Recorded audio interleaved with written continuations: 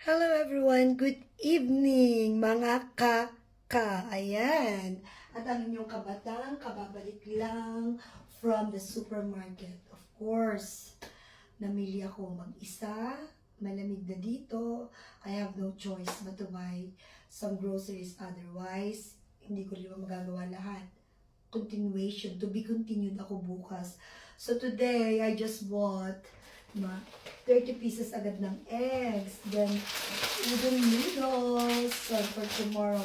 At pag spinach kapag nagawa ko ng, ano ba yon, sinigang na hipon, of course, isasama ko sa akin udon noodles, ang cabbage.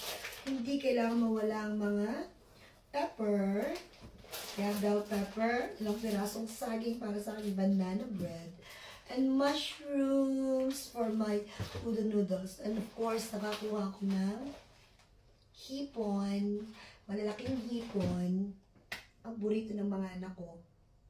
Magsisigang ako. Then, nakakuha din ako ng, anong tawag dito? Squid. Na luto na, gayat na. So, sa zona ko siya nabili, which is good. And also for my baby back ribs, di ba? Bongga. Pero hindi ko alam kung kailan ko magluluto. And then some chips lang dito. Tulog na mga anak ko, tulog sa mga ngayon. And ito, candy. Hindi naman siya parang siyang caramel lang na malambot. So, masarap yun. Then some vitamins for my kids and lotion for Sophia and for Bel and Betty kasi sensitive skin sila. And I also got something for Betty, yung Neuropentin niya. Kasi kailangan niya to. And for me, Carmex. Someone just reminded me of this one. Hello, New York. Alright. And yan na. Yung mga cling film ko, aluminum foil, and then yung paper, ko sa forno. And then I need Saligroso means ito yung mga big salt, mga rock salt, panlagay ko sa dishwasher. And yep, I love this brand.